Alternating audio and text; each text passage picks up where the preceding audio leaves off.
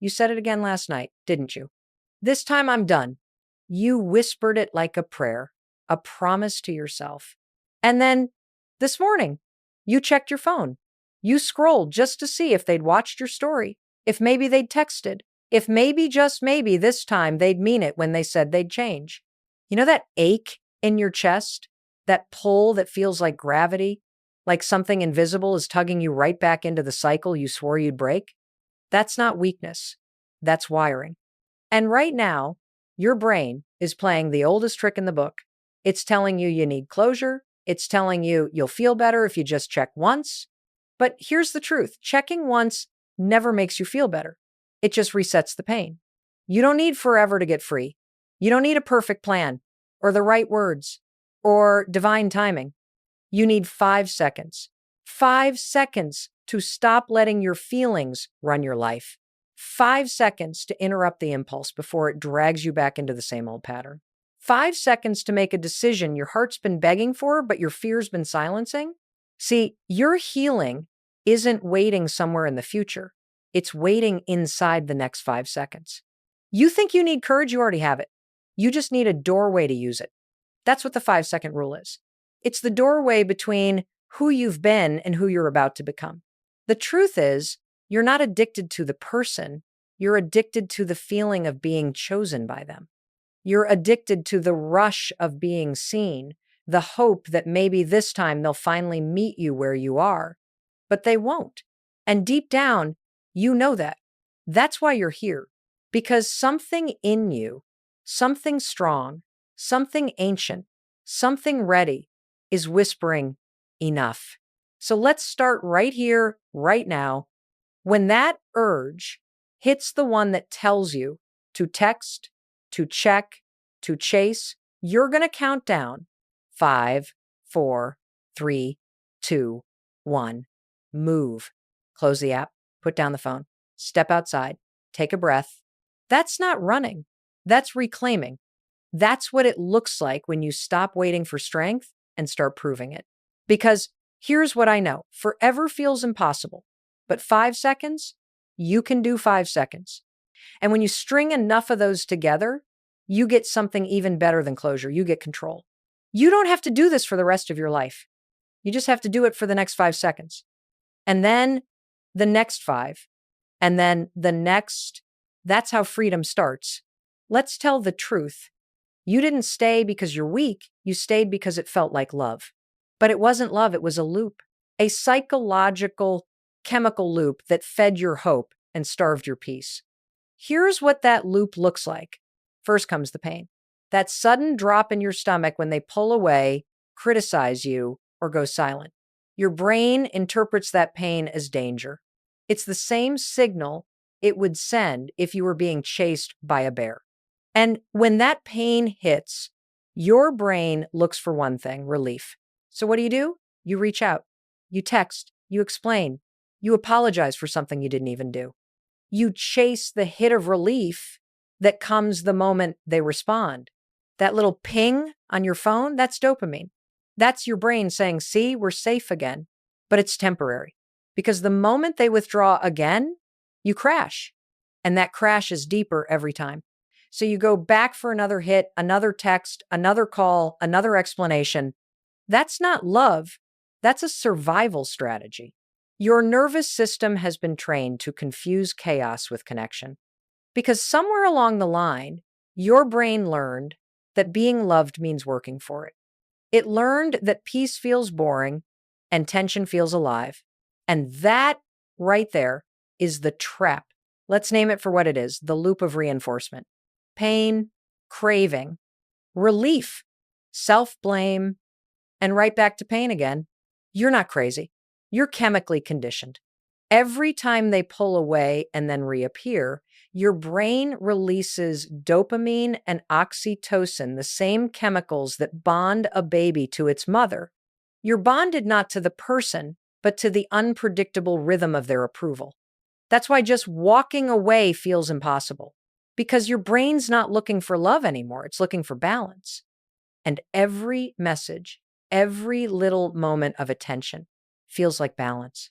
But it's not balance. It's bait. And when you start to understand that something powerful happens, you stop taking it personally. You stop asking, why can't I let go? And you start asking, what is my brain trying to protect me from? That's the question that begins your freedom, because you can't heal what you think is your fault. You can only heal what you're willing to understand. So let's understand this. Your brain isn't broken, it's just misfiring. It's been running a pattern reward, relief, regret for so long it thinks that's normal. But the moment you see the pattern, you get the power to interrupt it. That's where the 5-second rule comes in. Because between the craving and the choice between I should text and I'm not going to, there's a 5-second window where everything can change.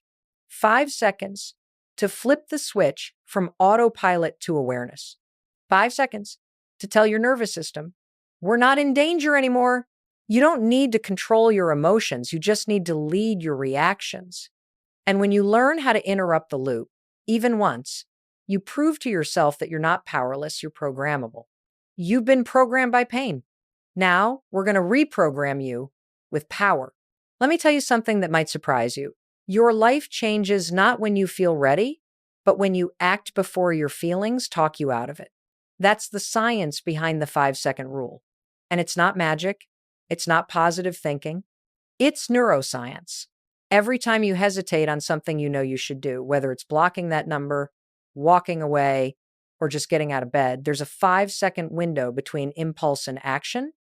5 seconds where your prefrontal cortex, the part of your brain that makes decisions, that leads, you can take the wheel before your fear does.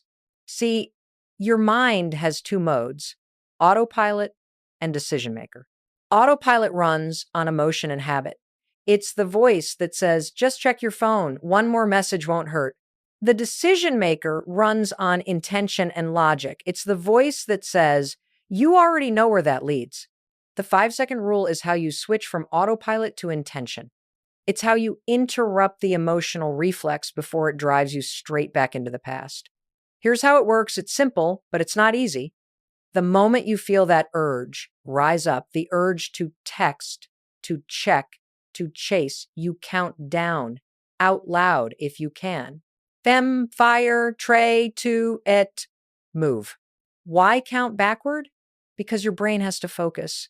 It snaps you out of autopilot. And when you move even a tiny physical action, you activate the part of your brain that helps you choose differently. That's the power switch. Think about it. When you're in that spiral of overthinking, when your mind is spinning with what ifs and maybes, what's the hardest thing to do? Anything. You get stuck in analysis, in emotion, in loops. But the moment you count down and act, even if that action is as small as turning off your notifications or setting the phone face down, you break the loop. You teach your brain that you are in charge, not your craving. That one move, that 5-second decision is proof that you can choose your future over your fear, proof that you can lead yourself even when you're scared. And listen, this isn't just theory. This is the exact tool I used to pull myself out of some of the darkest moments of my life. I didn't wait to feel motivated, because motivation doesn't come when you need it. It comes after you move. You act first, confidence follows. So when that next wave of emotion hits you, when you feel your heart race, your fingers twitch to type, your mind flood with memories, that's your moment. That's the place where freedom lives. And you don't have to master it forever. You just have to master it for 5 seconds. Because every time you do, you're literally rewiring your brain. You're building new neural pathways that say, I can pause, I can choose, I can change. That's not wishful thinking. That's biology. And if you can interrupt one pattern, you can interrupt them all. That's the truth. You've been letting your emotions lead the dance for too long. Now it's time to let your choices take the lead. 5 seconds. That's all it takes. And once you understand that, once you feel that power click inside you, you'll never see your reactions the same way again. You'll start to realize the moments you think are weakness are actually windows. And when you move through them, even once, You begin to break the bond, not just to a person, but to a pattern. Let's be honest, the first day hurts like hell. It doesn't matter how ready you think you are. It doesn't matter how many times you've promised yourself, I'm done. The moment the silence hits, it feels like a free fall. You've built your mornings around checking your phone, your nights around replaying conversations, your peace around their mood. So when that noise disappears, your nervous system panics. Your body literally thinks something's wrong because for so long, chaos has felt like home. The first few hours, you'll feel it in your chest. That buzzing tension, the shaking hands, the thought spinning like 1,000 tabs open at once. You'll start bargaining. Maybe I overreacted. Maybe I could have said it differently. No, stop right there. That's not intuition, that's withdrawal. You're not missing them. You're missing the chemical comfort that came from being seen, even inconsistently. You're detoxing from a pattern that's been wired into your nervous system, and detox never feels calm. This is where you hold the line. Every time the urge hits, you count it down. Fem fire, trade it, move. Move your body, move your attention, move your energy, somewhere it can breathe. Go for a walk, splash cold water on your face, open a window. Your goal is not to feel better. Your goal is to prove you can sit in discomfort without running back to what hurt you. You see, your healing doesn't start when you feel strong. It starts when you stay still in the moment you want to run. Because every time you stay, every time you choose silence over reaching, you rewire your brain to understand we are safe even without them. So let's break down the first 24 hours. Hour 1 to 3, that's when the craving is at its loudest. You'll hear every what if your mind can create. You'll tell yourself you just want closure, just want to be understood. That's a lie your pain tells you. Don't negotiate with it. 5, 4, 3, 2, 1, breathe. 5 deep inhales, 5 slow exhales. Anchor yourself in your body, not your thoughts. Hour 4 to 12, you'll start scanning social media, old messages, old photos. You'll look for signs that they miss you. Stop. You don't need signs. You need separation. Because what you're looking for in them is actually something you've lost in yourself. Reassurance. 5, 4, 3, 2, 1. Put it down. Your peace is not hiding in their feed. It's hiding under your self-respect. Hour 12 to 24. The silence starts to settle in. You might think, I feel nothing now. That's not numbness. That's your nervous system stabilizing. You're coming down from emotional adrenaline. Let it. Don't chase the high. Here's what you need to remember. Silence doesn't mean the absence of connection. It means the beginning of self-connection. That quiet you're feeling, that's not loneliness. That's your soul catching its breath. And if you ever feel like you can't stand the stillness, do this one exercise. I love the 5-second journal prompt. Write the sentence, what truth am I avoiding right now? Then count down 5, 4, 3, 2, 1, and write whatever comes out first. No censoring, no overthinking. The first truth is usually the real one. This is what leading yourself looks like. It's not glamorous, it's gritty, it's uncomfortable, but it's real. So for today, don't worry about the next week or the next month or how long it'll take to heal. Just focus on the next 5 seconds. Because right now, that's all you need to do. Survive the next 5 seconds with integrity and then do it again. That's how power returns, 1 5-second decision at a time.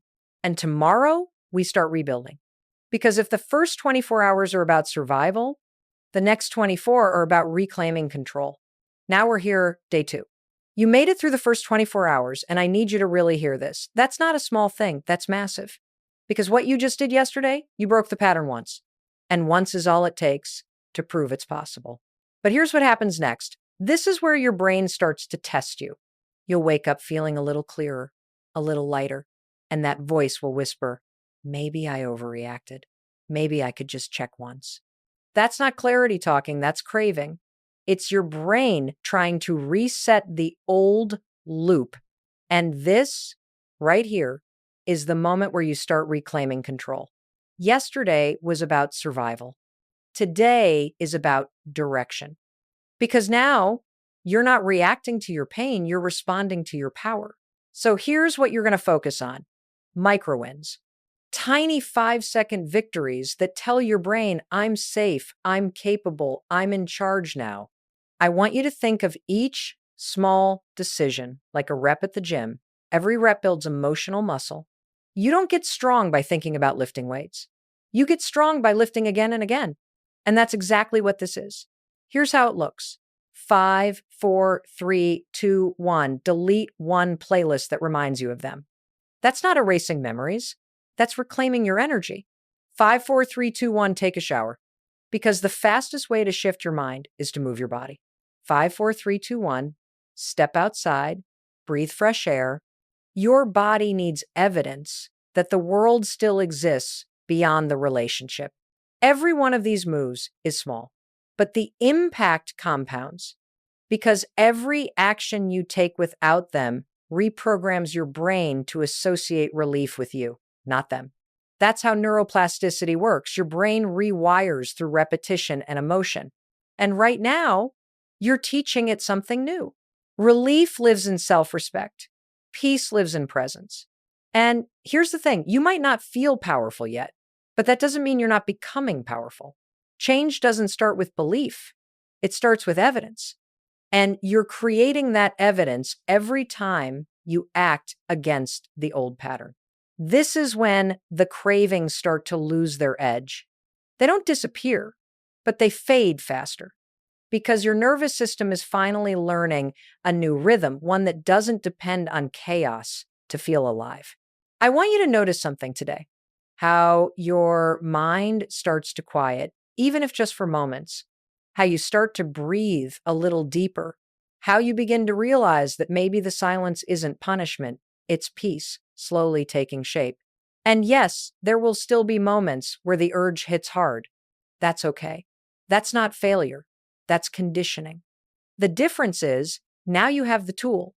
5, 4, 3, 2, 1, move. Every time you use it, you weaken the bond between pain and reaction. You're building what psychologists call distress tolerance, the ability to sit with an uncomfortable feeling without needing to fix it. That's emotional freedom in real time. You're starting to shift from victim to observer, from chaser to chooser. You're no longer waiting to be chosen. You're choosing yourself. And let me tell you something powerful. That choice is contagious. Once your brain realizes you can self-soothe, self-validate, and self-direct, it starts trusting you again. And that's when confidence quietly returns. So today, you're not just surviving, you're training. Every 5-second decision is a vote for your future self. And she's watching. She's learning from you. You've made it this far, 48 hours in. And now, as the silence starts to feel familiar, we move into the final stage of the 72-hour reset, the stage where you stop reacting to the absence and start building your new baseline of peace. Here you are, day 3. 72 hours ago, you were caught in the storm, and now the air feels different. It's not perfectly calm yet, but it's clearer. You can finally hear yourself again. This is the part no one talks about, the quiet after the noise. It's not the same silence you felt on day 1. That silence was panic. This silence is space. And space is where healing begins. Your brain has started to settle. Your body isn't in fight or flight anymore. That knot in your stomach, it loosens a little more each time you breathe without reacting. And the question that used to scream in your head, what if they never come back, starts to fade into something softer. What if I don't need them to? This is the beginning of your new baseline, the foundation where peace stops feeling like emptiness and starts feeling like home. So here's what you do now. You reflect, not ruminate. You look inward, not backward. Grab a journal or open a note on your phone and write these 3 questions. Don't overthink them. Don't edit them. Just answer honestly. What truth have I remembered in the quiet? What boundary now feels sacred to me? Who am I becoming without the chaos? These questions pull you from reaction into reflection because you're not trying to rebuild what broke. You're building what's real. And maybe what you'll notice is this: your energy feels different. Your attention is back. You're no longer waiting for their next move to decide your mood. That's power returning, quietly, patiently, 5 seconds at a time. Now, I want you to visualize something. Close your eyes and imagine the version of you who never checks that phone again. The version who doesn't explain herself, who doesn't chase closure, who trusts silence to do what? Chaos never could tell the truth. See her clearly standing taller, shoulders relaxed, calm in her own energy. She doesn't need to win them back because she's already won herself back. That's you. That's who's being born right now. But here's what I need you to understand. Growth doesn't feel like triumph at first. It feels like loss because you're losing the identity that was built around pain. You're shedding the version of you that thought love meant proving your worth. And that process hurts, but it's sacred. It's not emptiness you're feeling. It's expansion. It's your soul stretching into the space it was never allowed to fill. So when that silence feels heavy, breathe and remember.